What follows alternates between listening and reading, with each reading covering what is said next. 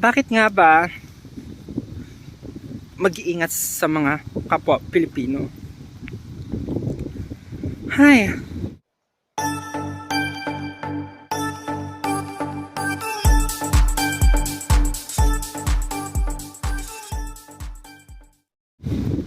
'di ba? Sa bagay,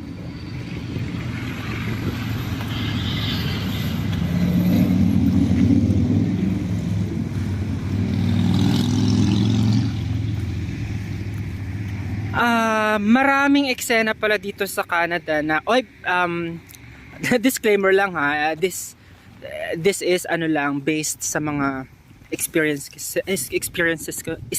experiences ko so far dito sa Canada.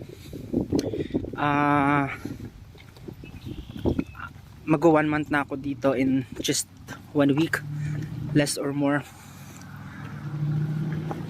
Mag-iingat sa mga Pilipino dahil maraming Pilipino ang magpapahamak sa iyo. Yun na yun. Yan si Kuya Pilipino. Nakatalikod pa lang pero nasa-sense kong Pilipino siya. Pero nahihiya akong lapitan kasi alam mo, reality dito sa Canada, hindi ko naman masasabing masasama ugali or 'di ba?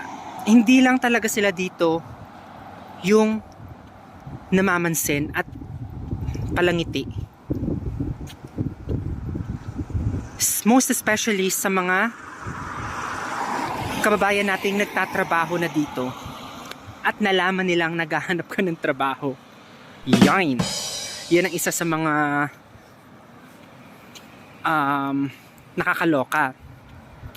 Mag-start tayo dun sa hindi masyadong namamansin. Kasi kami sa Iraq, kunti lang kaming mga Filipino community, 'di ba? So halos lahat, parang 90% kakilala mo. Kung hindi man ka-close, kakilala mo, 'di ba? Hindi mo man kilala yung pangalan pero kilala mo yung mukha. Ganun kakonti yung dami. So kapag pumunta pumunta ako dito sa Canada na pagkalaki-laki na ang dami-daming Pilipino, parang wala na sa kanila, parang sa Pilipinas na lang, which is naiintindihan ko yun. Hindi ibig sabihin na nasa ibang bansa ka, hello, obligasyon bakit ng ngitian or something, 'di ba? Oo naman. Pero yun nga, kung nasanay ka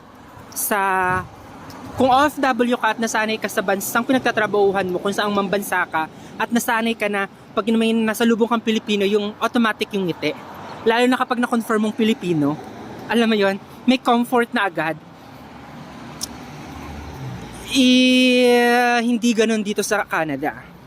Okay? Siguro sa Edmonton lang or sa Alberta, since dito pa lang naman ako nakakalibot-libot. Hindi ko alam, baka sa other cities or provinces friendly yung mga Pilipino. Pero yun, may mga nababasa din ako na ganun nga. Na huwag mong aasahan na ngingitian ka. May mga ngumingiti pa rin na Pilipino. So syempre ikaw super humble ka naman, 'di ba? Na parang hello po, gayaan.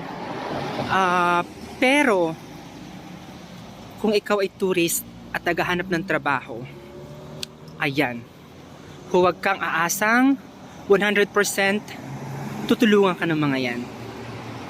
Kasi halos lahat ng mga Pilipinong nagtatrabaho na dito at nalaman nilang naghahanap ka ng trabaho kasi alam mo, magtatanong ka kung hiring, nako po,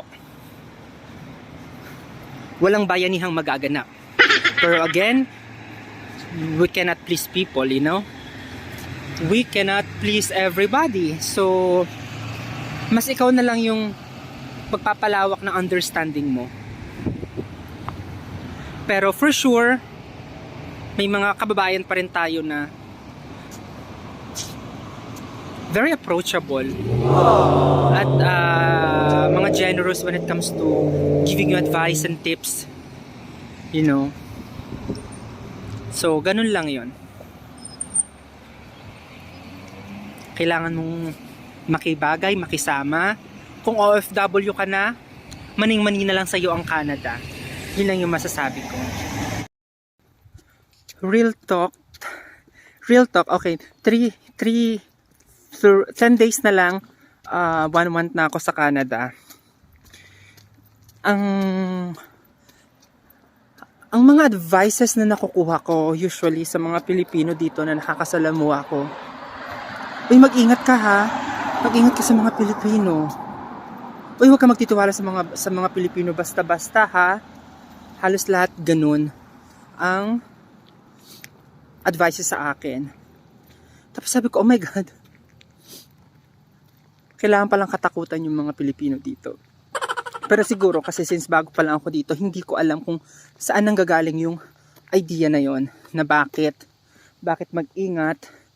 Tapos later on sa mga nakakausap ko, okay, mag-ingat sa mga Pilipino in terms of yung status mo bilang visitor's visa.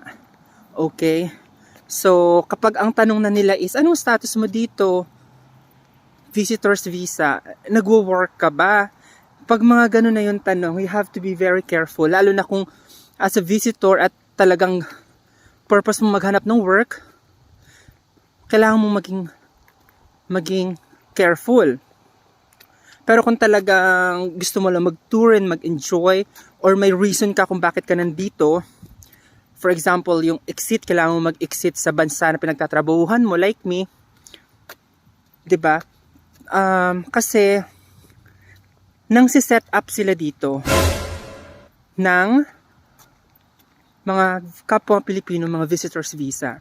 Kasi sila yung mga vulnerable na status dito Kung yun ang hanap nila is work. At yun yung parang status nila dito. For example, parang magre-recruit sila na may part-time or yung cash job na tinatawag.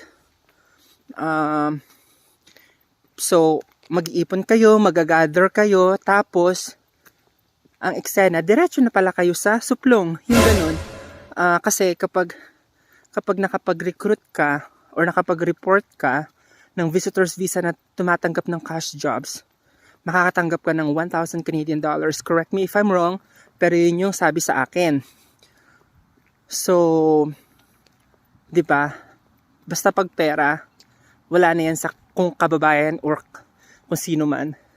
'Di ba? Ipapahamak at papahamak ka, kumita lang sila ng pera. So, yun. Doble ingat sa mga ganun. Lalo marami sa Facebook nagkalat ng mga, 'di ba, yung mga part-time kemerot. Mag-ingat pagdating sa ganun. 'Di ba? Binigyan ng pagkakataon ng government ng Canada and extend until February 2025 ang mga visitors na magkaroon ng chance na makapaghanap ng trabaho dito.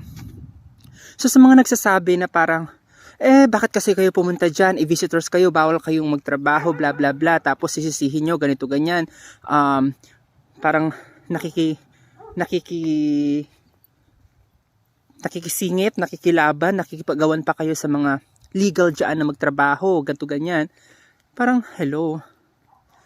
Government na nga ng Canada, hindi natin alam kung schemes ng Canada yon para magkaroon ng maraming turista na pumasok dito for their tourism. Hindi natin alam, pero since sila nasa kanila nang galing 'di ba? Yung Canada na yung nagbigay ng way. So yung mga Pilipinong kaya namang mag-tourist at makipagsapalaran, 'di ba? So give na natin yun sa kanila, 'di ba? At least sinubukan nila. 'Di ba? Yun ang importante, sinusubukan. Kung hindi niyo naman kayang suportahan yung mga Pilipinong ganun, wag na lang kayo magsalita ng masasakit hangga't wala naman kayo dito. 'Di ba?